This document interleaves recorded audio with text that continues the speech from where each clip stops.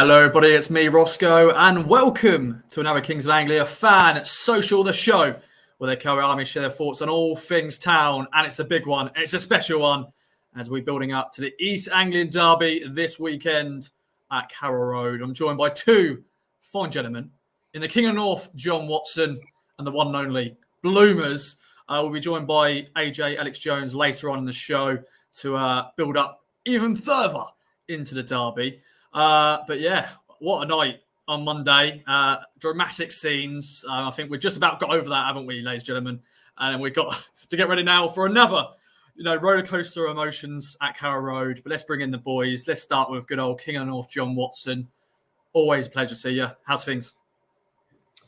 Thanks for having me on, Ross. Good to see you. Good to see Bloomers. It's nice to be here. Oh my word, what a week we've had. A whole Easter weekend. I'm feeling a tad apprehensive, a tad nervous, equally excited too as well. So it's been a brilliant few weeks, hasn't it? And Monday night was one of the very best. So we should really be feeling some confidence. But it's a funny old thing going into a local derby, isn't it? Yeah, it is indeed. And a little peek behind the curtain, ladies and gentlemen. I'm actually already crossed the border. I'm actually now in Norwich, just in hiding. Shout out to Tony Southgate and the team at Ginger Pickle, who used to sponsor the podcast. He's actually sitting right next to me over there, just making sure I'm, being sensible and saying the right things. But yeah, currently across the border. But can't wait for it. But Bloomers, always a pleasure to see you. You had to rush back home yourself. How are you? Yeah, very good. I'm still slightly out of breath after that madcap commute back to Balham, but I made it with minus 30 seconds to spare. Really good to see you, King of the North, and you, Roscoe. I wasn't one of the lucky 29,000 who was there on Monday. One of the privileged souls to have a ticket on resale got my lowered Bobby ticket and probably had the time of his or her life. Not that I'm jealous. I'm slightly jealous, but look, I'll miss every other game for the rest of the season if it means we win all of them. So amazing to watch the game on TV. And there's a bit of an ominous feeling about tomorrow, but it will soon be dissipated once the game gets underway and we play the way we've been playing. So, bring it on. You've got to have some confidence, and I'm sure we'll get right into the Derby Day discussion. There's plenty of talking points to be had. Yeah, plenty of talking points, my friend. Of course, we're live on all platforms. Get involved in the comments, share your thoughts as always. If you're listening on the day of the derby, then why have you not joined us live? Make sure to join us live every Friday. But if you are listening on the day of the derby, I hope you enjoy. And we're going to quickly just talk about Monday quickly, boys, because we can't not continue to talk about it. And as standard, I'll do my little features. Normally it's one word, but I thought 3 words or less on the Easter weekend as a whole. 2 wins. Town, by the way, are top of the league, top of the championship, which is we just never thought would have happened when we were, started this season. When we won at Sunderland, we thought, oh, what a win that was. But now we're top of the league with 6 games left to go. Jon, what is your sort of 3 words or less? Well, it was so hard to come up with a summary because the Friday to Monday was 2 very different feelings. It was 2 very different games. So overall, I'll just say 6 massive points, because that's what they were, 6 massive points. But if you ask me just how I was feeling at the end of Monday, it was wow, just wow. So I could decide between 6 massive points or wow, just wow. But the third option was dare to dream, because when we got those 6 points, you start thinking, could we? And I tried to stay quite calm and level, but 2 very different performances against very different sides. Massive 6 points. So 6 massive points, I think I'll go with. I like it. Bloomers, you sadly weren't at the game on Monday, but you can sort of still enjoy the moment. And Jeremy Sarmiento, what a moment, what a way to win a game from being 2-1 down as well. What is your 3 words or less? I think my 3 words, one said by Sir Alex Ferguson after they beat Bayern Munich in the Champions League final, simply football bloody hell. I think it sums up it perfectly. I mean, how we won that game, I'll never, ever know. But look, at this time of the season, it doesn't really matter how you win, to be honest, so long as we do. And yeah, to go top of the league with six games to go is mind-blowing. The job's not finished, and we've got some tough games to go. And tomorrow is probably the hardest of the lot, but I think I had a very impassioned speech that I gave to you after the Bristol City win on that Tuesday or Wednesday night, where I sort of basically just let out a battle cry explaining that this team never gives up. And there's no finer display of that than what happened on Monday. There's a team there that looked, if not dead to rights, they certainly looked very much stuck in neutral. And then to get the equaliser and not just rest on that and keep going and score a winner that, well, put it this way, for people my sort of age, I mean, that Richard Chaplow winner at Watford 9 years ago was probably one of the most dramatic, 1-0 or winning goal last minute ones that I can remember. And, we still play it every single year. That goal from Sarmiento is going to be played for years to come, regardless of what happens the rest of the season. Hopefully it's going to be the one that goes alongside the videos of us winning tomorrow. And if not winning promotion automatically, then doing something special in the playoffs. But as a pure moment on its own, I think it's going to take some topping. I think it's something that will stick with everyone who was there, and obviously everyone who was watching on TV as well. And look, it just goes to show that this team have such mental resilience, and it's something that's going to be needed in spades for tomorrow's game, not least. But 6 points over that Easter period. The other two teams that going for automatic promotion didn't get it, or three teams at the time with Southampton. And there's no reason to fear anything, but we're Ipswich fans, so we're going to fear quite a few things between now and the end of the season. Yeah, indeed. 100 people joining us, so welcome everyone to the show. Good to see you. But yeah, John, sort of perfect way to sort of segue into the derby, my friend. I think the last derby, we had the Watford, so it wasn't as dramatic, but Sam Morsey, of course, scored a late goal in that game to clinch the win away from home. This one, obviously, we won at home, and then now we're going to an away game. But we haven't had an opportunity really to breathe, have we? Because we've had the Easter weekend, and then we've gone straight into the derby. But so how are you feeling, my friend? What's your current feeling, knowing it's now less than 24 hours until a derby? Bonkers. A little bit like Stu was saying on the main pod, on Monday night, by the time I got back up to Doncaster, it was 11:30, 12:15 or whatever, and I woke the family up by singing about his magic,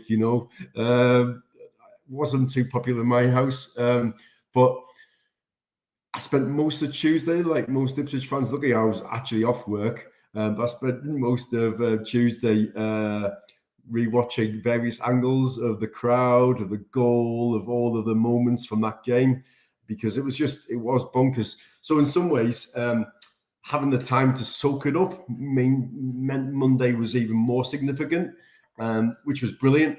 Having said that, because I've been off work all week, it got to about Wednesday lunchtime, and I suddenly went, I've got to start thinking about the derby game, and I've spent probably a bit too much time thinking about it and starting to worry about it. So it's been a funny all week, from that real high of Monday night, that, standing outside Portman Road and everybody still singing, to driving home, thinking about it, listening to Kieran McKenna's comments after the game, how level-headed he is, how brilliant he is. Just really excited during the week. And then as the weeks ticked on, I've started getting a bit more nervous, a bit more worried. And I go from being really confident and about not fearing anything and thinking, if we just go and do what we always do, more often than not, we'll come out on top. And then you start thinking, it's not that easy. I've been through lots of torture before. So, I'm feeling totally mixed, like a washing machine of emotions on full spin at the moment. Got a bit of everything going on. John, did you have the same kind of week that I had, where basically Tuesday was, let's just watch the highlights 100 times. Wednesday was, let's watch the highlights maybe just 40 times, not 100 times. And then Thursday, you start thinking about it, but I wasn't actually, didn't feel that nervous. And then today, woke up this morning and it's just hit me like a ton of bricks. Yeah, exactly that, Bloomers, exactly that, mate. And I think the more as each kind of hour goes past the Southampton game, you have to leave that behind, and that's the right thing to do. And you start thinking about what's to come. So that's natural, I suppose. But Well, I think Kieran McKenna, as always, pitches things so brilliantly, though, doesn't he? Because he was saying on Monday night that the fans should enjoy these moments, and I think that's brilliant because it's true. We have to enjoy those moments. We've had so much rubbish over the years. It's so nice to be coming out on those small margins. And none of us were said, "Oh, we outplayed Southampton and we deserve to win that game because we were the better side." But linking it back to Norwich, when we played Norwich earlier on in the season, we were far the better side and we came out level. And actually, we should have won that game. So when you talk about balance over the season, does it go ebb and flow? Does it balance out? I like to think it does. So maybe we've earned that little bit because we are lucky old Ipswich, as everybody keeps saying at the moment. So, that mixture of emotions. But talking about it, got my blue shirts behind us. I'm getting quite excited, to be honest. Yeah, your backdrop is putting mine to shame, I'm afraid. If I'd have had time to come through the door, I might have done something different. But yeah, I mean, look, it's one of those where the game in December almost affects this in a way that I think if you spoke to the vast majority of Ipswich fans now, a point in isolation, I can't believe I'm going to say this, a point in isolation probably wouldn't feel like the worst thing. It's the fact that it's been so long. December was a chance to put that silly hoodoo to rest, but it didn't happen. And because of that, and that hoodoo is still there, or we still talk about it, the fact that it's been so long, people don't want to settle for a point tomorrow because it's that win will just take everything off. I honestly think if we win tomorrow, you'll go from, I don't know, maybe 30 or 40% of the current Ipswich fan base thinking we'll get top two. That's just my guess. I'm not putting words in people's mouths. If we win tomorrow, that number is going to go to like 80%. Do you know what I mean? I think, I believe myself personally, if we win tomorrow, that could be the one that if not gets it over the line mathematically, it takes away that roadblock that's in everyone's mind. Sorry, I'm getting overshadowed here. Just as a quick aside, if you're watching this, not watching this, and you're listening to this, my cat is currently climbing all over me. He's making his 5th appearance on this. On this show. Excited for the game. Salem the Black Cat. Every time that he has appeared, we've never lost the game afterwards. Ooh. Just FYI. So this is a good omen. There. He's a Sunderland fan, though. Keep it on. Yeah, he's a Sunderland fan, so don't talk to him about the first game of the season. Sunderland fan? He's like that, isn't he, Ross? Oh, yeah, of course. All right, yeah, all right. Fair play. But yeah, I've got another question, actually. It's sort of worked, and it's a hard question to answer, really. But this is from JN. I don't know if it could be another John. John, it could be anybody. Let us know, the JN on Twitter. But he's asked us this: would you rather we beat Norwich and end up in the playoffs, or lose and go up automatically? I think we've been asked this many times before. Right. But... Okay, I've got a very strong stance on this, so I'm happy to kick this off. If you have to think about this for more than a second, you're already overthinking it.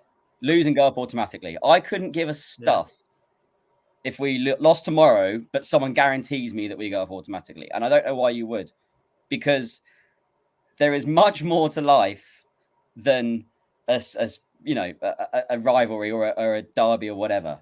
We'll set this club up in the Premier League with all the money that goes with it, which is something we haven't had in 22 years since we last were in the Premier League.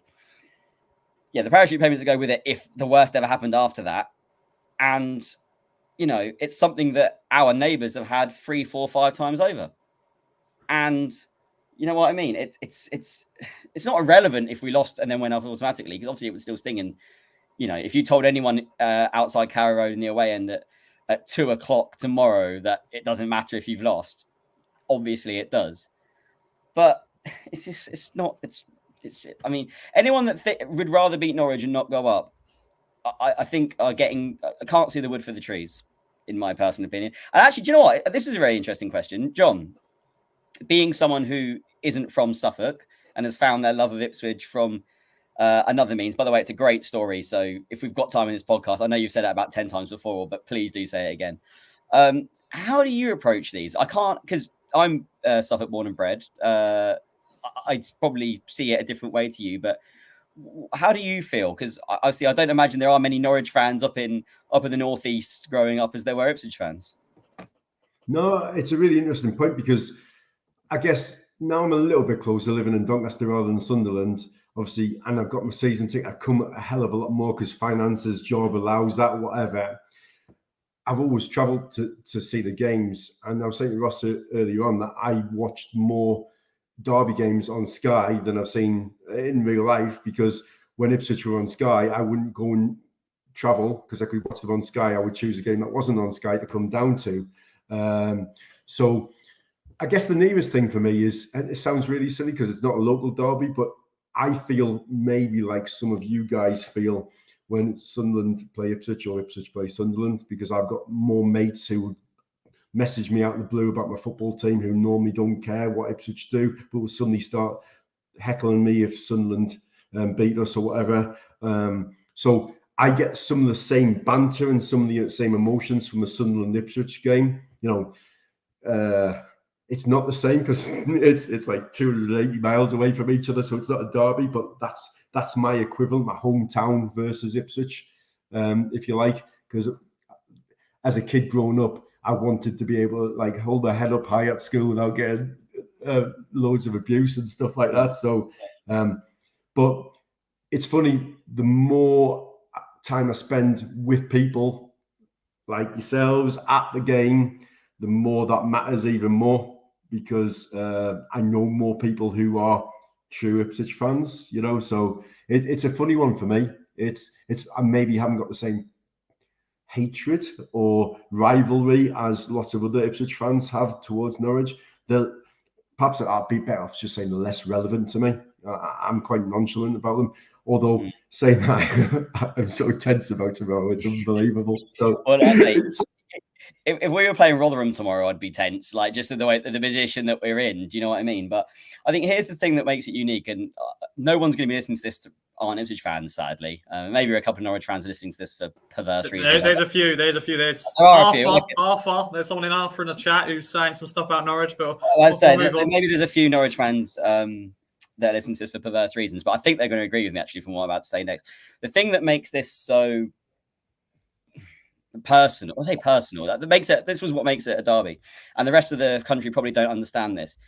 It's so deep-seated because actually I have no friends that are Norwich fans. I have no family that are Norwich fans. I barely know any Norwich fans. I used to work with a Norwich fan, and that was enough. I don't need any more in my life than that. It's the Suffolk and Norfolk thing geographically is huge, because it's not just the fact that it's a city where you got two teams in there and you're all friends one weekend, or a load of fans of the other team, and then for one day you'll pretend to hate each other and then you go back to whatever. Norwich fans don't come into my life and most Ipswich fans' lives very often. I don't see them. I don't want to see them. I don't talk about them.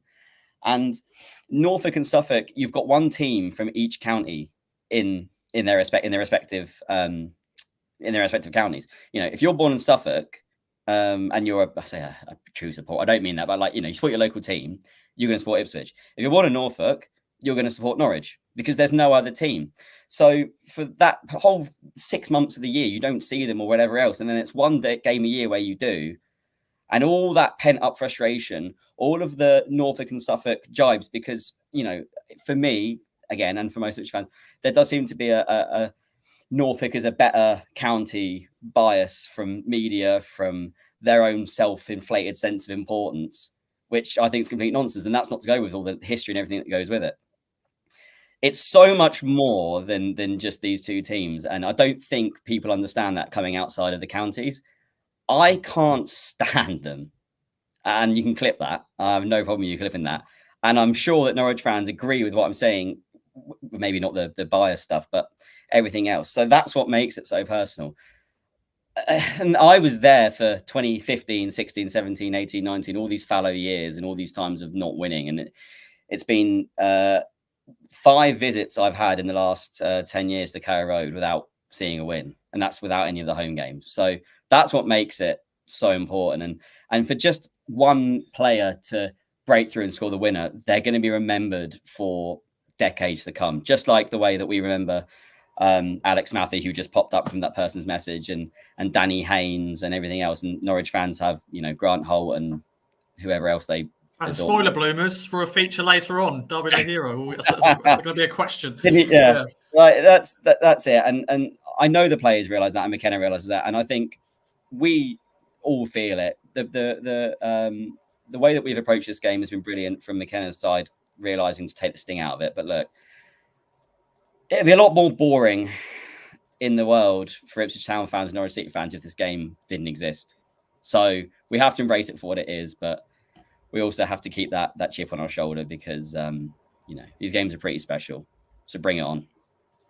Yeah, especially the current positions we're both in at the moment. This is the biggest derby in a long time. Obviously, the playoff games were massive back in 2014-15, but this one just feels extra big, especially because the record against him is not great. I won't bring that up anymore because we already know it's bad. But I want to quickly get your personal memories, boys, on the derby itself. I know, John, you say you haven't been able to get to many, but what's the one that really stands out, and what was your first ever derby? Can you remember? Well, when I first started supporting Town, it was literally when Ipswich got beaten by Norwich over 2 legs in the Milk Cup semi-final, the League Cup, when it was called the Milk Cup in 1985, it would have been. So my start of supporting Town was that very week. I happened to see some bits of that. And then they played Sunderland, where I was living. Norwich played Sunderland in the final and beat Sunderland 1-0 on an own goal, I think, and Sunderland missed the penalty, if I remember. And I started supporting Ipswich when I was 10 years old in 1985, 9 years old, turning 10. And that was the start of it. So my very first memory of a derby game was a 2-legged defeat. So that's not a particularly great start, but I guess through the years, there's not been that many highlights in derby games. Clearly that Alex Matthew hat-trick is the real bright spark for me. But I think about little moments in the derby games, whether it's like Lambo doing his honey badger falling out with Farker, and Big Mick giving it large when I mean, while we're talking about Big Mick, I just need to say I know he gets some stick, and there was a bit of kind of grief about Mick being there the other night on Monday night actually, but if we all look back, Mick deserves a lot of respect because he did so well with so little, and we think about how much the club is well run now and how many departments are there and how many different people. If Mick had some of that and some of the back end, Mick would have been a much better manager. So I think Mick does, although it was sour by the end, I stood on many a terrace singing Mick-Mac, and Terry got it over and over again and always supported him. Anyway, I've gone off on a tangent. Just need to give a bit of respect to Big Mick's name. I agree. Yeah, I just think that derby game though brings back the memories of Big Mick. So I haven't got one huge game that is the memory, if you like. It's lots of little bits. Lots of them aren't very positive. I remember sitting alone in a pub in Lincoln watching the playoff semi-final defeat. Let me give some positivity then. Yeah, let me give some positivity let's go. Yeah, just quickly to go. Mick McCarthy. Anyone who didn't was funny about Mick McCarthy being there Monday. That's weird. Don't be like that. And I think the current ownership is going to put Mick in such a more positive light day by day, because you can see the struggles now in plain sight from what he was doing with the old ownership. We probably didn't realize how bad it was at the time. So his stock should go up from the job that he did. And I didn't see it at the time, especially at the end, because of how poisonous it was. But it's all a footnote now, and we can all laugh about it, hopefully next year when we're getting tonked 6-0 by Man City. But yeah, to go with positive moments, I mean, the first derby I ever went to or remember was the 2002 one, 1-1, where Kanyako scored in the 90th minute off the penalty missed by Darren Bent. I've never seen a crowd go as wild as that until I watched the North Stand on Monday on TV, going that wild, and Sarmiento scored. Danny Haynes on 3 separate occasions. I was there for the first time we beat Norwich. From my sort of like growing up memories was that 2000, I think 6-7-1, we won 3-1. And then the away game at Carrow Road where he blatantly, in fact, he definitely handballed it in, because I remember a few weeks after that, I was only about 12, I actually spoke to Danny Haynes when he was warming up before a game at Portman Road, and said to him, "Did you handball it in?" And he didn't say anything. He just went like that and walked away. So he definitely handballed it in. Can you imagine if Twitter was around when that had happened? Like how brilliant that was. But I mean, look, the Anderson goal and the Tommy Smith goal in the playoffs, the Knudsen goal ×2. Yeah, I've been there for all of those. I don't want to put too much shine on them, because at the end they didn't win. So, they were great little moments in isolation, but they mean nothing in the grand scheme of things. Connor Chaplin said himself actually in the press match conference yesterday or the other day that, a goal that he scores is great, but if that means the team doesn't win, then it doesn't really mean anything in the grand scheme of things. So I completely agree with him on that. Like, I don't think that Wes Burns and Nathan Broadhead are busy like idolising about the goals they scored in December because we didn't win the game. It's going to be so much different if someone scores a winner on Saturday tomorrow, and I pray to God and believe that someone will. Yeah, we do hope that. And I've got not many memories, to be fair, boys, of the derby. Obviously we haven't got bringing the stat again. I said I wasn't going to bring it up, but 2009, that's probably one of my highlights, because obviously we won 3-2. Giovanni Dos Santos doing his great stuff, Alan Quinn goal, John Stead taking his shirt off and celebrating. But there's not been many others. I think, Jonas Nusano, it was a draw in the end, but him scoring at Carrow Road, I remember being at away end, and me and a few mates are just just bundling together and just really enjoyed that. And even though they're not wins, they're still goals and moments. As you mentioned, Bloom, is the Paul Anderson goal at Portman Road. That was probably the loudest I've heard Portman Road until Monday, because that was unbelievable scenes. Obviously, in the end we didn't win, and you mentioned Tommy Smith's goal. That was a moment where I thought, we could do this, and then no, Crystal Barrett got sent off, and obviously we lost.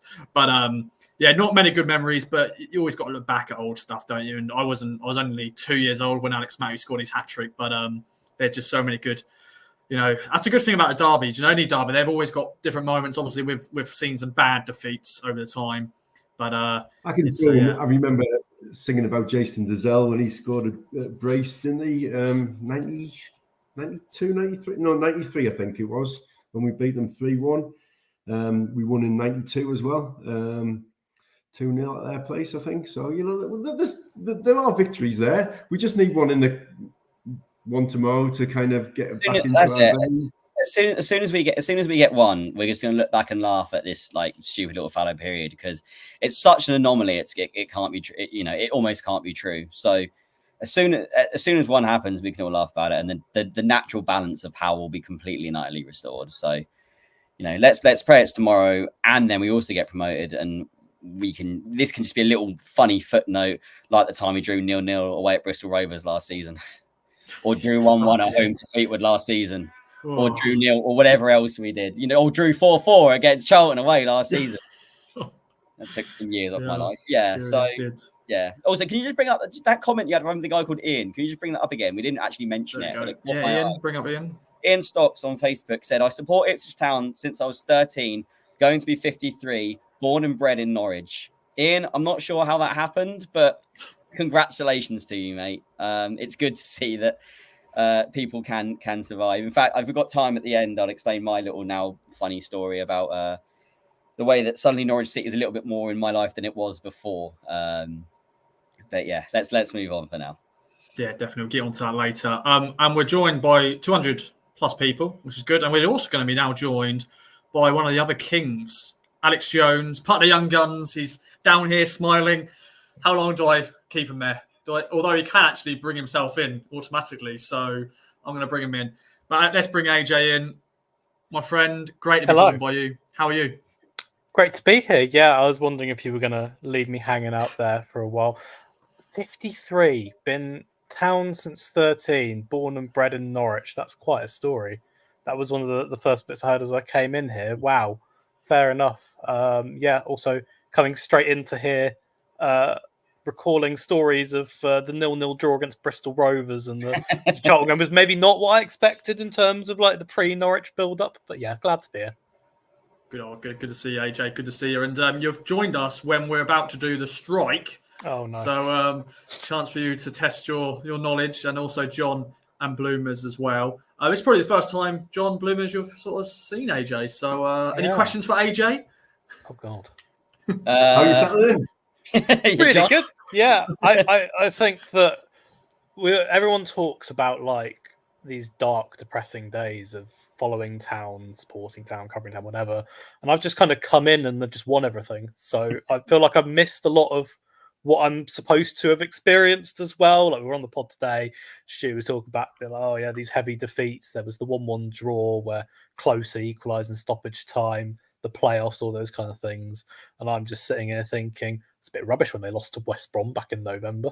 So it's a bit weird. How the other half live, eh? The beauty of the thing that Ross has been doing with us for the last 3 years now is that you've got a bank of videos to watch. As maybe some required reading. Go and listen to some of the video pods from about 3 years ago, just before the takeover. My favourite one. So much more miserable. Was I went back and I listened to the full thing. It was the one where Blue Action, it was the whole protest one outside. It was basically about 5 different things happened. I think that there was, I think that was the week of the 0-0 draw at home to Northampton.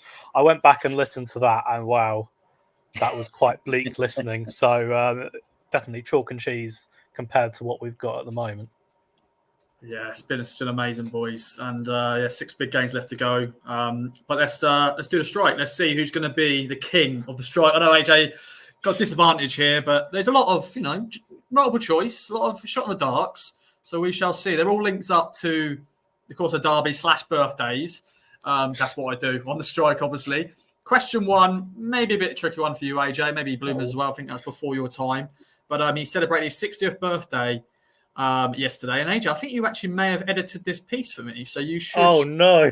So you should maybe know this. So obviously I did a story yesterday looking at Frank Gallop's time. And obviously you quickly just double check to see if I've got any good, if I don't have any spelling mistakes, and make sure it's grammarly, correct. But Frank Gallop's 60th birthday.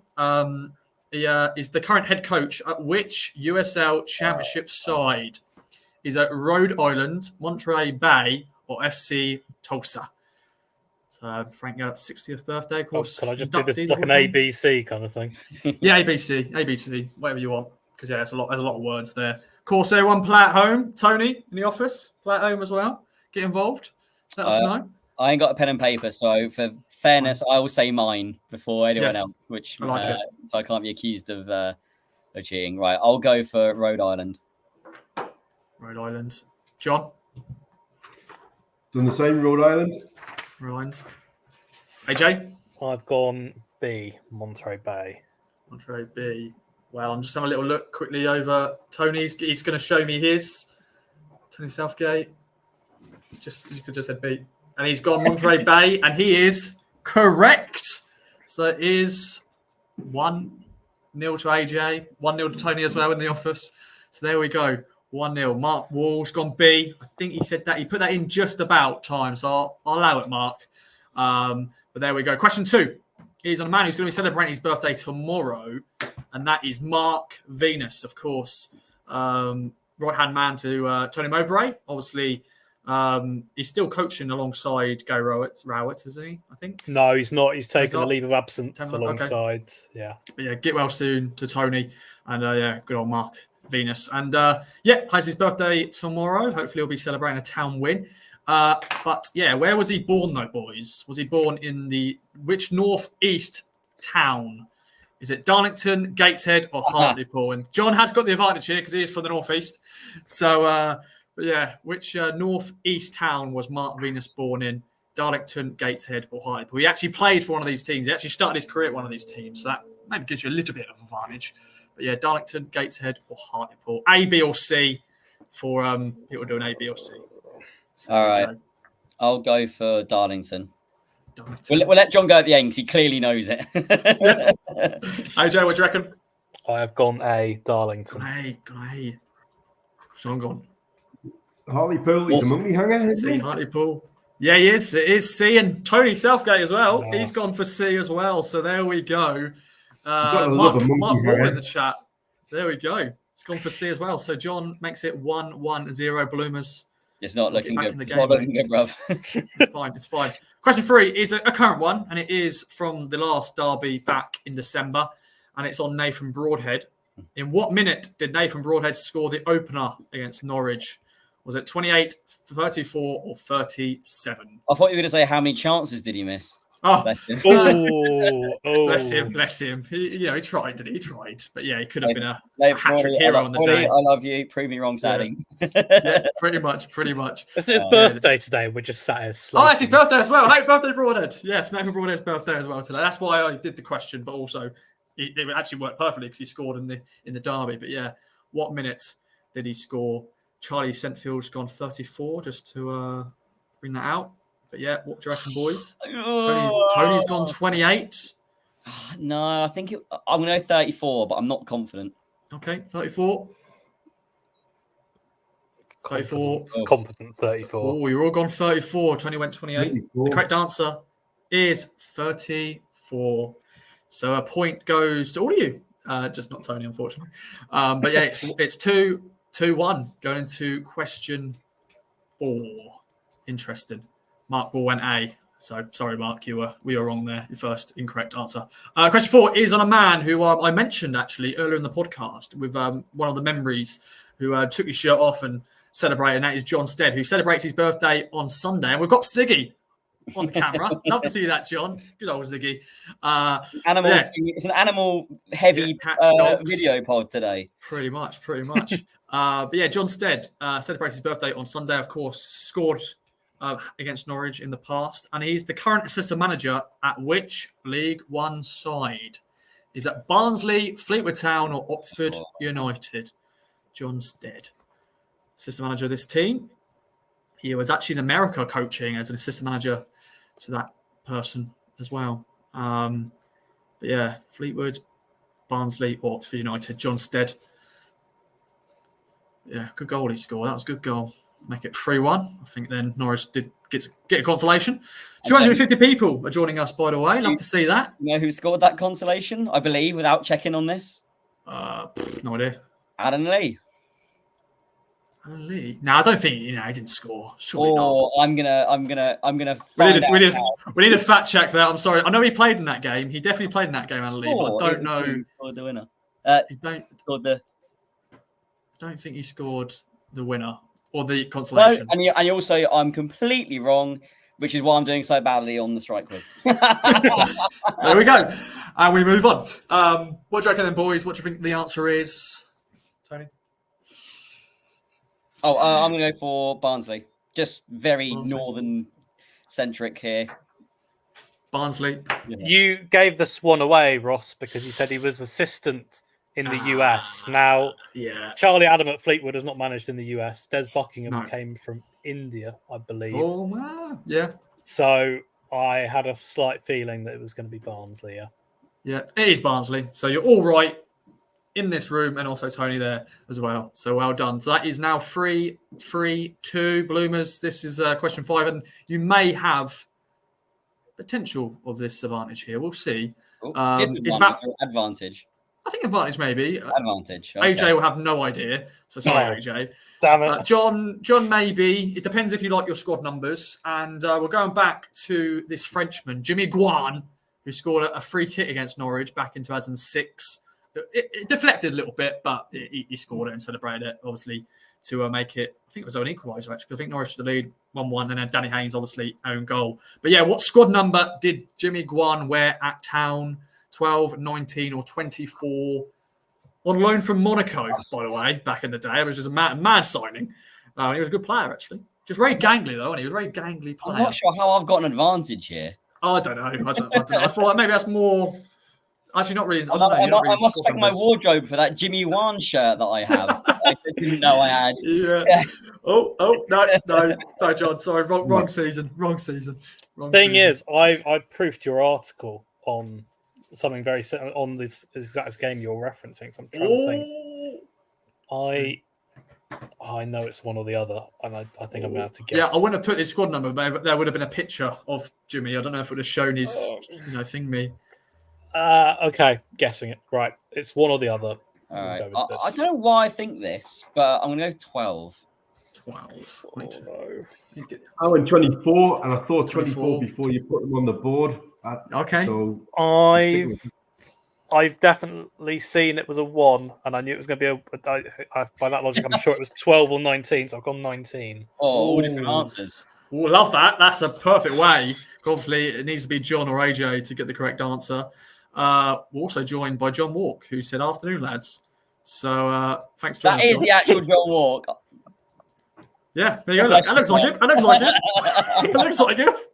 He's also gone B, which is 19. That is actually correct. It is 19. So AJ has won. But he's also got 19 as well. So well done, Tony. With an assist from Jon Walk in the comments. Jon Walk there. So there He set me up with the cross, and I have headed it back post.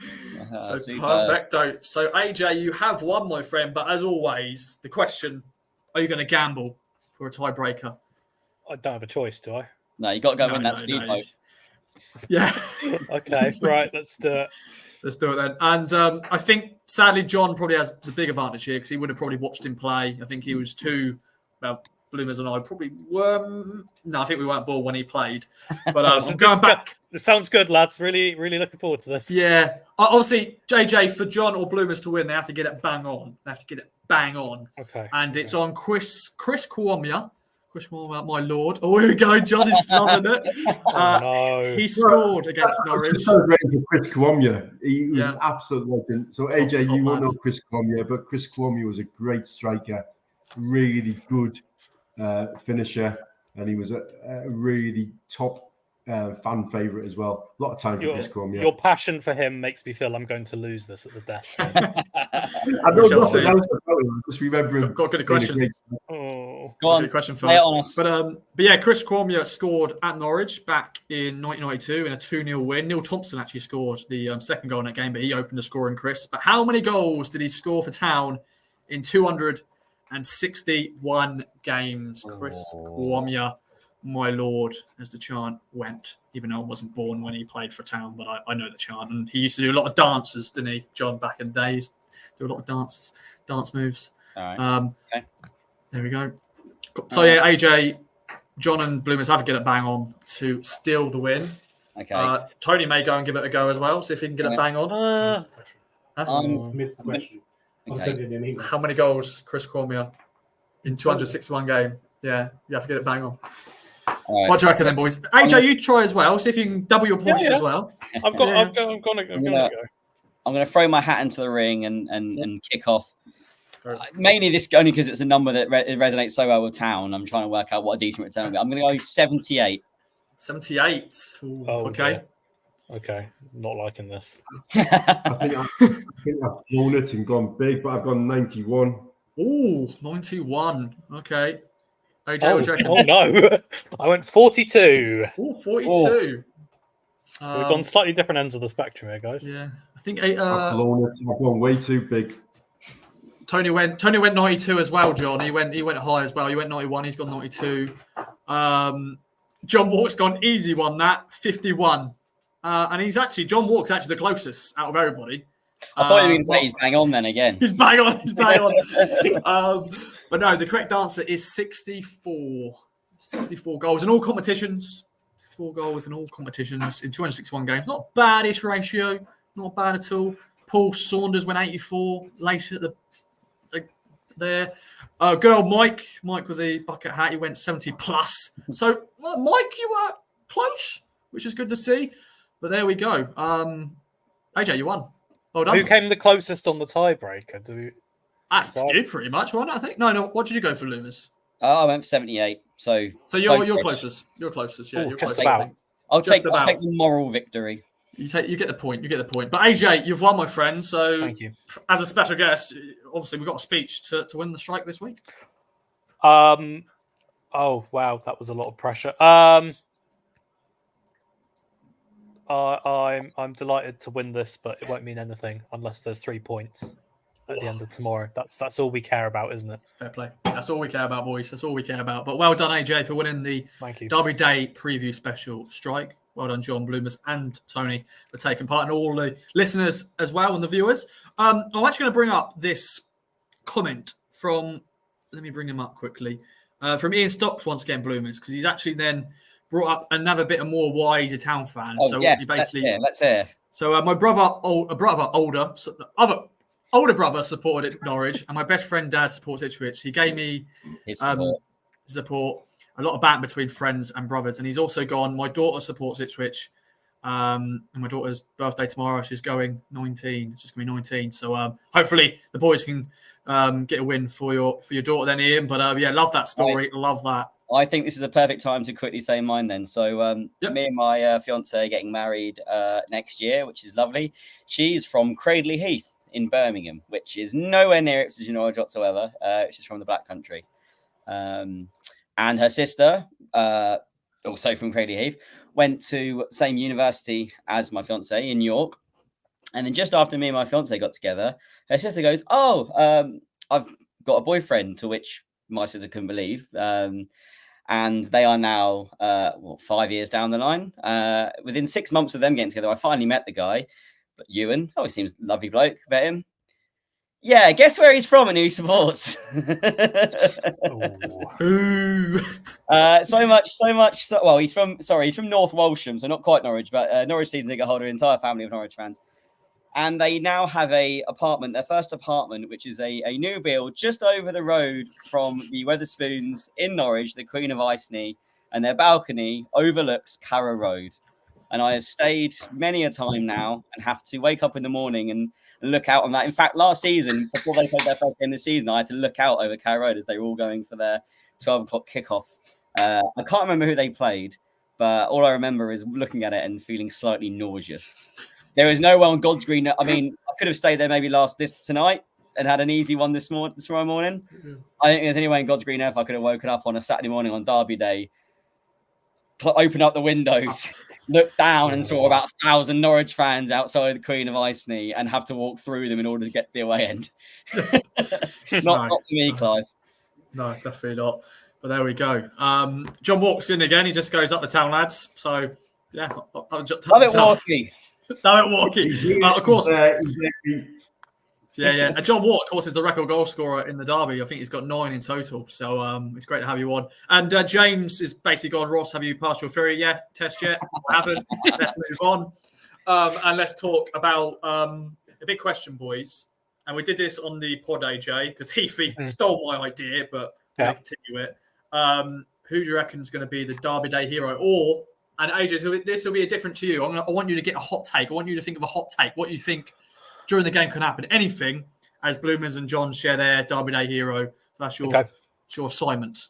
Okay. Bloomers, John, who will be the Derby Day hero, do you reckon? And anyone else get in the comments, share your thoughts as well. So previous Derby Day heroes we've already mentioned. I mean, Haynes and Cunyago for that equaliser. Obviously, Tommy Smith for his goal. And so nearly Luke Chambers, the ultimate Derby Day hero. But who I think the hero might be tomorrow, Václav. I've done a Ross. For the first time this season, I've done a Ross. Love it. Because I'm so excited. Václav Kladky. I've got a horrible feeling we're going to concede a penalty tomorrow. I have no idea why. This is not based on anything. Our games actually have been very penalty light. In fact, I don't believe I can think of the last time that we AJ knows the stats. He's got the facts and stats. You know what he do. Both Leeds games. The last Leeds is the last one that I can remember off the top of my head when Leif Davis did some karate and after putting the ball into his own net and then gave away a penalty, which Somerville scored. I think that's the last one I can remember. If anyone can do a more recent one than that. Oh no, Rotherham. I wasn't at the Rotherham game. But that was a stoppage time. You missed? Oh, God. Christ, of course. Well, that's a Town penalty. We're talking about opposition. And El Hamady scored his penalty against Millwall on Valentine's Day. I've got the horrible feet. Yeah, I mean, look, it'd be churlish to say that Norwich have not got any good players because it's completely not true. I mean, Josh Sargent has been one of the best strikers in the Championship this season. I just fear with a home crowd. There's a referee. I can't remember his name. Maybe you've got it there. I was listening this morning to another podcast. Sorry, guys. I should be just listening to purely Kings of Anglia podcast. But the ref that we have is card happy.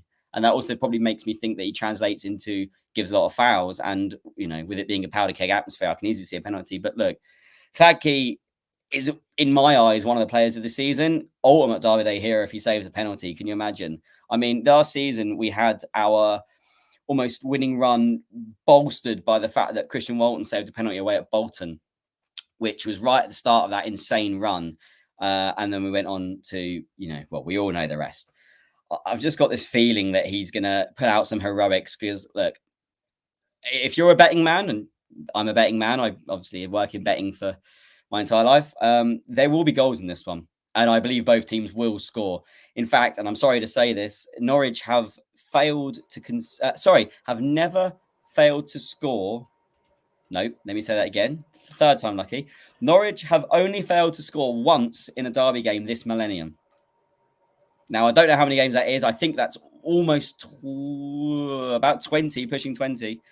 They've only failed to score once. So looking at our recent, obviously, record of scoring and conceding, it's highly likely it'll be both teams to score.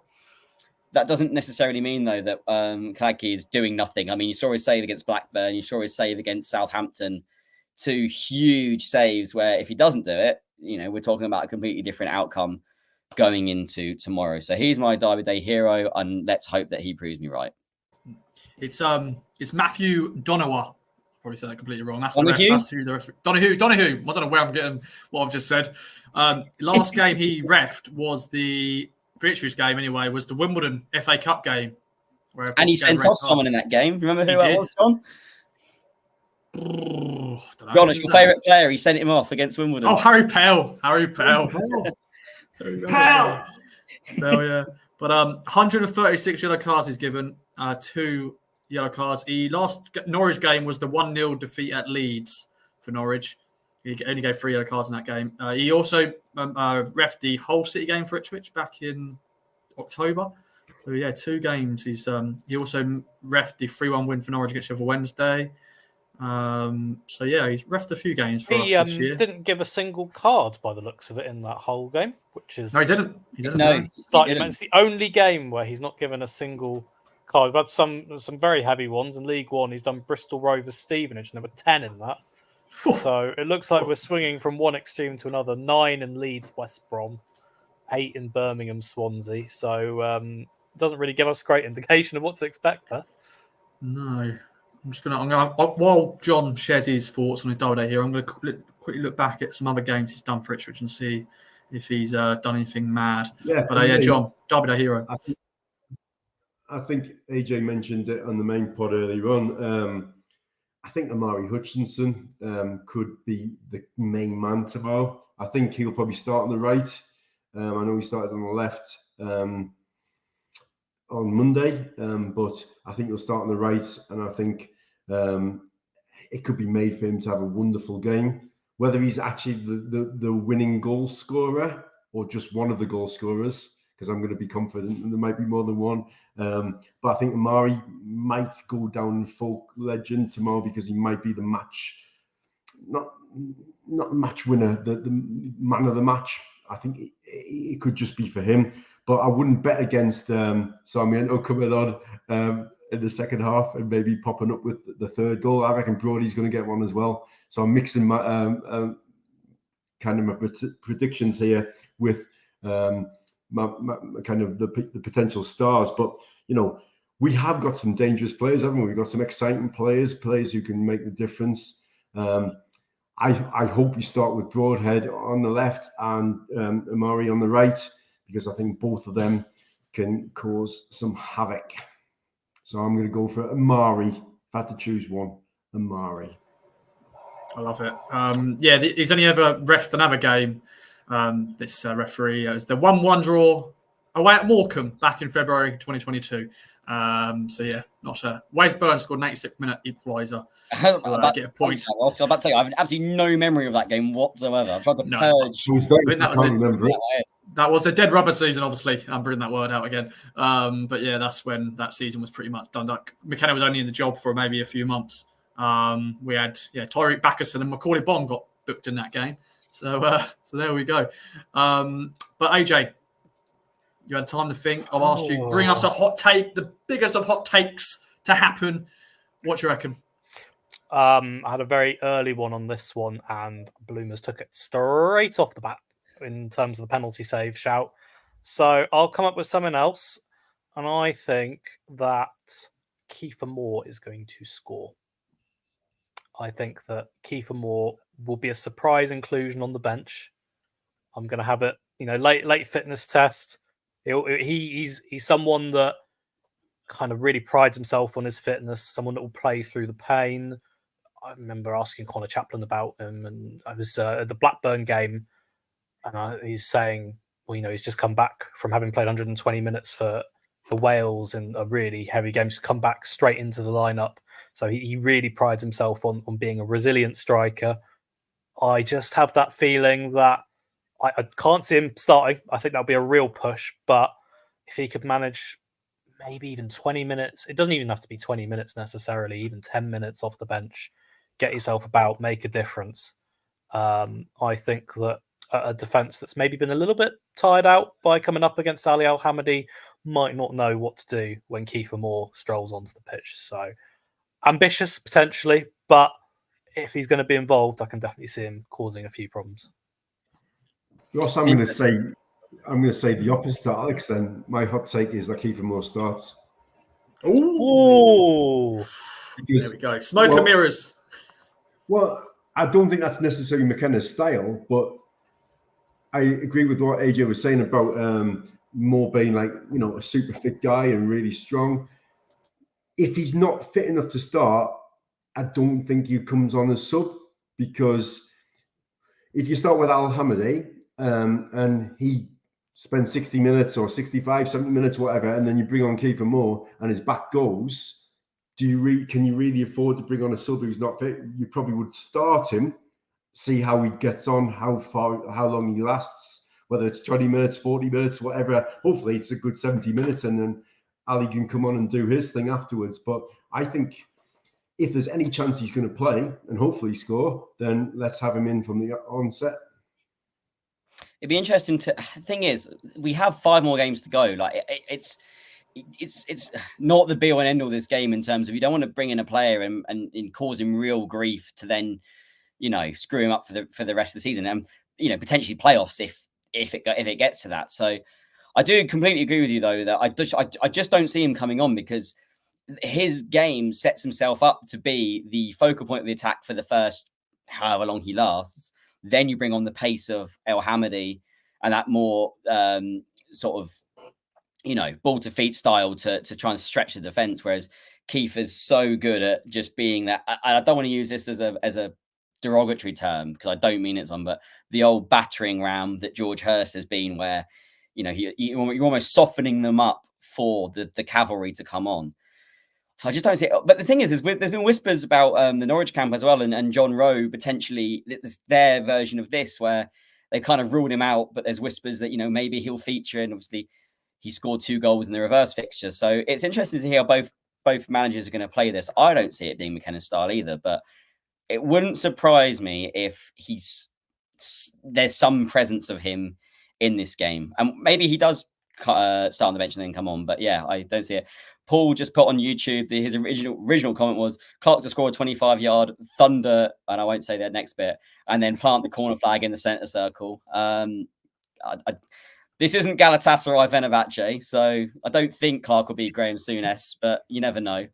But yeah, Ali and Omai with the other goals and a 3-0 rout. I'd take that all day. And then the other person whose name escaped me, thank you. Oh, there was the other one where it said Connor Chaplin 97-minute penalty. I won't even be able to be in the. I'll be in the. It's John Walk again. I'll be in the concourse if that's the case. We get a penalty in the 97th minute. Oh dear. I never watched Broadhead's penalty against Port Vale. I was in the concourse. Just throwing that out there. So yeah, I don't know. And I was there. I actually watched Al-Hamadi's against Bristol City. I wish I hadn't. So there you go. Now you really are banned from watching it. Then. yeah, I'll be straight in the concourse. I like it, boys. Funny enough, actually, some people may not know this. A little bit of a stat here. Kiefer Moore has actually played in the East Anglian Derby for Ipswich before during his first spell. He came off the bench in 2017 in the 1-1 draw. He came on for Freddie Sears, and yeah, I have to admit, Kiefer didn't look good. It didn't look good in that game. It's not really backing my argument of him coming off the bench here, but I do want to also point it's a different circumstance because it wasn't half time, but he did come off the bench at Deepdale and score 2. Mm-hmm. So if there is the kind of thing of coming up against maybe some tired defenders, I definitely agree in terms of if you want to choose a way round, you want to have him starting and bring Ali on, but I don't necessarily think that it's one that you can totally discard. If it is the other way around, I do think that there are aspects that Kiefer can bring in the latter stages of games. We shall see, boys. We shall see. 11:30, which is always a weird time to get the team news and go, oh, team news. But we're gone over the hour mark, boys, but we've got to do predictions. So, AJ, we know yours already. Although, are you changing? Are you rethinking it, or is that locked in? Are you locked in? It's weird this because I've thrown like about 4 or 5 different things out, like hypothetical ones. The one I said on the pod was, what was it? I think I had Chaplin to score first, and I might have had Amari for the winner. And I've just said that I think Kiefer Moore's going to come. That was the real hot take doing that. Kiefer Moore coming on and scoring the winner. But I'm going to go. I'll go 2-2. I'll stick with that. I do think Connor Chaplin, first goal scorer. I have these pictures in my mind of the traditional town cutback. Leif Davis setting him up on the edge of the area, takes a touch, rifles it into the corner. That's how I see it playing out. Love to see it. Well, okay, so a draw. Bloomers, John, what do you reckon? Are we going to finally beat them up the road? Let's start with you, John, first of all. I'm going with my heart, Ross, not my head necessarily, because my head's all over the place. I'm going with my heart. I'm going 3-1 Town. And I'm thinking Broadhead. I'm thinking Amari. And I'm thinking Ali Al-Hamadi will get the third. That's what I'm thinking. 3-1. We'll go 1 up. They'll equalise, and then we'll win 3-1. That's what I'm feeling. Does it matter who scores? Absolutely not. Could it come off somebody's arse? Absolutely yes, please. Take it any way, shape, or form. But wouldn't it be nice? I'm going to put money on that 3-1 and then see what happens. Hey, I like to hear it. Mike, who is normally a positive man, and I always love to chat to him. He's gone 4-3 to Norwich. To Norwich, Mike. What are you doing? Of course, with a very unhappy face. Reverse psychology. Yeah, pretty much. Make them think we've defeated. But Bloomers, what do you reckon, my friend? I'm going to go for heart as well. I can't not go for an Ipswich win. I have to. So 2-1. I do think we're going to go 1-0 down. Just because, again, like maybe that is a hot take. But the thing is, like, you look at the past record and our, the way that we are approaching games at the moment. Blackburn aside, where, to be honest, let's be honest, they probably could easily have got a goal and maybe should have done. We do concede and we'll go 1-0 down and it's going to feel horrendous. But this team come back because they always do. So I've got every faith in them if we do go 1-0 down to still get a result. So I'll say we'll go 1-0 down and then 2 second half goals. I don't know who'll get the equaliser. Let's go Chaplin. That would be nice. And a big sort of gets the ball, runs to centre circle, gives it some fist pumps. And then this is ultimate dreamland stuff. Like, let's say a Sam Morsey winner at our end with about 5 minutes to go, limbs flying all over the shop, like 7 or 8 minutes worth of agony to get past, and then the final whistle goes and just the outpouring from everyone, and that can be the time where it maybe starts to think that this could actually happen. There's so much to go between now and 2:30 tomorrow, let alone the rest of the season. But look, I put my hands up, and I think I said it again before, like on the Bristol City chat, when I said at the end of the West Brom game, oh, this team don't have any bottle. Like, how wrong can one man be in the space of 3 months? They've shown it time and time again this calendar year, and they're not going to fade away now. And if we go 1-0 down, we can get it back. So 2-1 Ipswich. I've gone 2-1 as well, Bloomers. And it's pretty much, you've basically done what I've said on the main pod, basically. Connor Chaplin to score. I think I actually went Connor Chaplin to score first, and then Norwich to equalise, and then Sam Morsey with an absolute screamer to win it and go down as an absolute legend. He's already, top player. Yeah, he's getting there anyways. He's getting there already. So, but yeah, 2-1. But yeah, a few other predictions in the chat. Mark Wall's gone 4-2. A lot of goals. Burgess with the first goal, which will be good to see. John Walk, I'm suggesting that a 3-1 victory will help it go down in history. Question mark.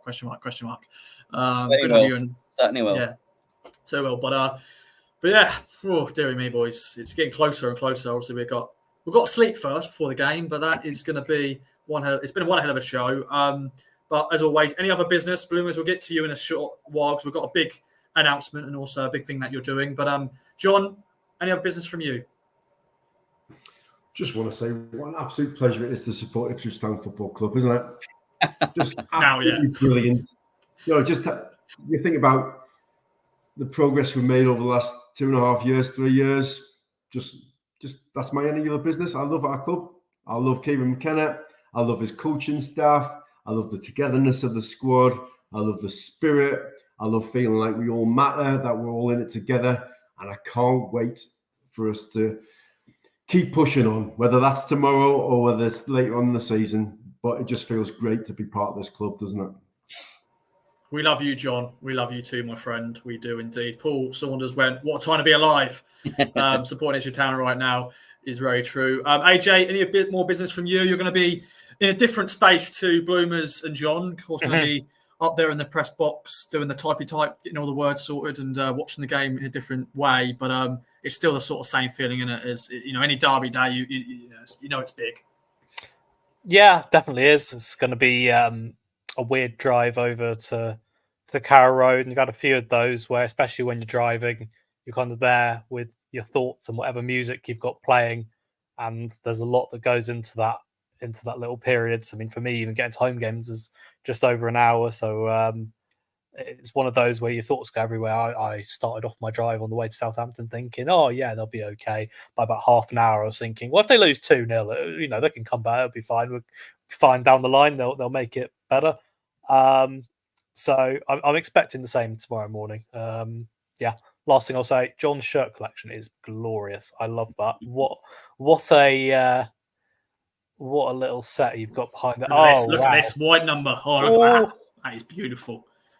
That is great. Definitely get some remakes out of that. Oh, Bloomers is getting up. He's getting his collection. You're starting now, stuffing AJ. You're starting now, my friend. You were so enjoying the fact that we got to an hour and then all of a sudden... That's fine. It's a derby. It's a derby day. Right.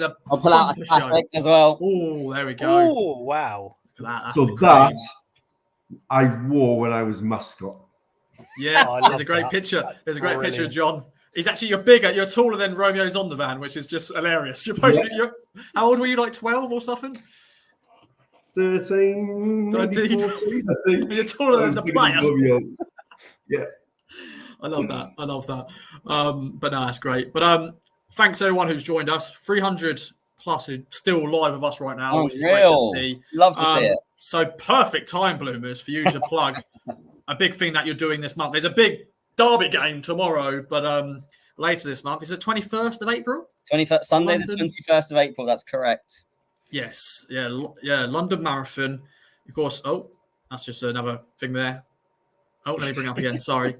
AJ and Stu actually run out of words before the season's over. Because, yeah, AJ, I'm sure you're running out of words to describe this team, which is just incredible. Yeah. Definitely. But yeah, Bloomers, your time to take the stage, to take the floor. God bless you. Plug it out. I'm going to bring up also an opportunity to also donate. But Bloomers, let us know the story. And you're going to be doing a lot of running very shortly. I've already been doing a lot of running anyway. But, in October 2022, I did a very nasty injury playing football and basically destroyed my entire right knee. It's been a long road back. But I'm pretty much there, and to give myself a kick up the backside and raise some money, I'm running the London Marathon on Sunday, the 21st of April. I shall be doing it in an Ipswich Town shirt as well, a customized one. And I will be raising money for the Derby Rimmer MND Foundation. Now, if you're an Ipswich fan listening to this, you probably are already aware of the charity, but if you're not, then let me just give you a very, very quick backstory. Stephen Darby, the former football player, sadly contracted motor neuron disease, but has established this charity which helps not only former football players that have the disease as well, but motor neuron disease sufferers across the country, and doing some amazing work to highlight what goes along with that. The Ipswich Town connection, again, you probably are already aware, but our goal-scoring legend, that is Marcus Stewart. John, get the kit that's on your left shoulder. Yeah. That one. Yep. Obviously, that's the kit that Marcus wore so famously in those 2 years when we were in the Premier League. Matty Holland's on the back. Fantastic. So sadly, Marcus now has motor neuron disease as well, and the club has done some amazing work to raise money for the foundation in his name and in his immense honour. And I like to think that I'm trying to help by doing something similar as well. So Ross has very kindly put the link there, and we'll put it out a little bit more. If you're listening, the link is justgiving.com/page. It's in the description as well. And of this live show, if you're on YouTube, it's on the description as well. Thank you so much. Yes, justgiving.com/page/Tom-Bloomfield-marathon. I'm really glad to say I've already raised 676 quid. The target was £1,000. We're well on the way to that at the moment. I shall be in the matchday programme as well for either the Watford or Middlesbrough game, where there'll be a little about that as well. So thanks to Seb at Ipswich for sorting that out. And I will be in Planet Blue next week getting my custom Ipswich kit with Bloomers on the back and the Derby Room M&D Foundation on the back too. So if you are in London on the 21st and at a loose end, you'll spot me quite easily, because I'll be making some horrendous noises trucking around London. But no, it's going really well, and I'm so grateful for the support so far, and I'm so happy to keep it going, because like Ipswich and like Fabio Wardley and the team, and what is literally in the back of the shirts inscribed, I shall be doing my own running towards adversity. Wow, what a way to end it. Now I've got to do the shambolic outro, which doesn't do it justice. So, well done, Bloomers. I've got to stop that now. Do those ads, Ross. Go on. All the ads. Obviously, the first ad is to donate, ladies and gentlemen. Whatever you can, donate to Bloomers. Only if you can afford to. Please. Any pennies, amazing. Thank you so much. Definitely, my friend. So donate. It'll be in the description. If you're listening to this, we'll be sharing it and stuff like that ahead of all the games. But well played, Bloomers, my friend. But it's been a pleasure to be joined by three fine gentlemen and all the viewers. We're now, as this stand, 360 people are watching, so it's great to be joined by you all. Thanks to Tony Southgate and the team at Ginger Pickle for letting me use their office in Norwich. I'm crossing the border already, and building up to the game. It's been a great show. John, Bloomers, and AJ, thanks for joining me. Big shout out to our sponsors, Manscaped as well. Use the code KOA to get 20% off and free delivery. Get ready and fresh, ready for the Derby day, of course. And also follow us on all the socials, on Kings of Anglia, on the YouTubes, on the Instagram, Twitter, Facebook, on the TikTok, AJ, and follow Bloomers, John, and AJ as well on their respective social medias. It's been a great show. Get ready for the game. Enjoy it if you can. If you're not going to the game, follow coverage with us as always and bring it on. Thanks again for watching. Bye-bye for now. End this stream.